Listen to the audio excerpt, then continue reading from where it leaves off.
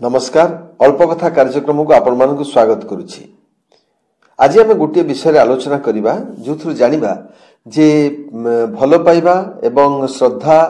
दया एवं कर्तव्य पाखरे किभली कौनसी प्रकार भय रही पारेना से संपर्क में आम आज गोटे गप आलोचना करबा। गोटे राज्यर उपांतर एक विस्तृत जंगल थिला एवं से जंगल भितरे से राज्यर राजा गोटे शिकार घर तैयारी करथिले। शिकार गृहर उद्देश्य था जे जितेबेले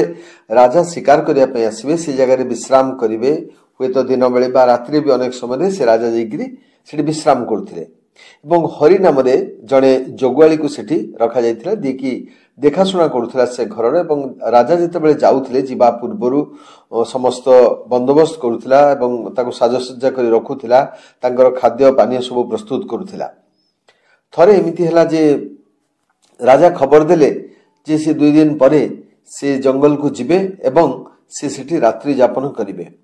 एवं हरि स्वाभाविक भाव में तार जेहेतु सेटा काम से सुंदर भाव में घर को जो शिकार घर सेठी थिला शिकार घर को भल भाव में सफा कला परिष्कार कला एवं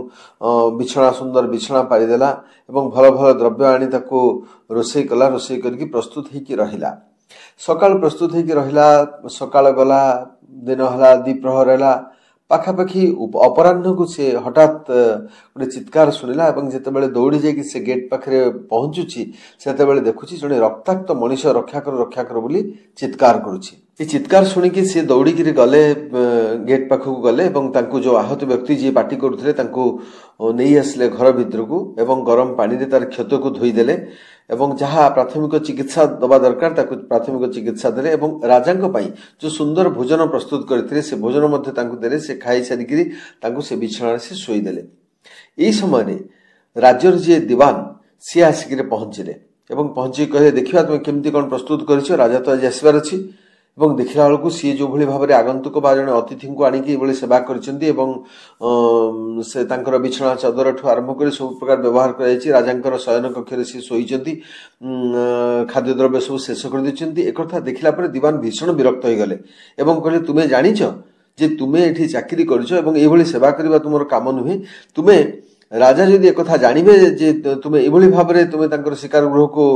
व्यवहार करछ ताहले कि भली दंड देबे तुमे जानिछ। सेठू सी तो भयभीत हो गला हरि किंतु एमानकर ए कथोपकथन बेले से घर भितर शोईथिबा लोकटी सेठू तांको उत्तर देले कहले राजा सब शुणी सारिछंती एवं सेतिपई किसी चिंता करिवार आवश्यकता नहीं। राजांकर स्वर शुणिला परे हरिसिना जानी पारि नथिला किंतु दीवान जानी पारिले जे राजांकर स्वर एवं क्षताक्त हेले मध्य से तांको पाखु गले एवं गले आज्ञा मणिमा मते क्षमा करंतु कहले एवं तापरे से पचारिले जे राजा जाइथिले शिकार करिया पई हठात केते जण बाघ गुड़ाई बाघ आसिकरी तांको उपरे अतर्कित आक्रमण कले एवं सैन्य सामंत समस्त जी जार छाड़ी देले राजा को छाड़ी देकी से पळेले एवं केतेक आहत हेले एवं जण दु जण मृत्यु मुखरे पड़ले एवं राजा आत्मरक्षा करिया पई दौड़ी दौड़ी आसिकरी ए पाखरे पहुंचीचंती एवं ए कथा राजा निजे बखाणिले। एक कथा सुनिला परे देवान दुख प्रकाश कले एवं क्षमा प्रार्थना कले एवं राजा कहिले जे मनीष को भल पाइबा एवं तांगर सेवा करिबा क्षेत्र में कौन प्रकार भय मनीष भीतर रहिबा उचित नुहे तेणु सी तार कर्तव्य को पछ करिकरी सी गोटे मनीषर सेवा करिया पई आसीची सी एवं जानि नथिले जे मु राजा बोली ता सत्ते सी एभली सेवा करछि एई भली लोक मो राज्य रे रहिले निश्चित भाव में मोर एवं राज्यर सुनाम बढ़िबो तेणु तांको पुरस्कार दबार व्यवस्था करा जाऊ।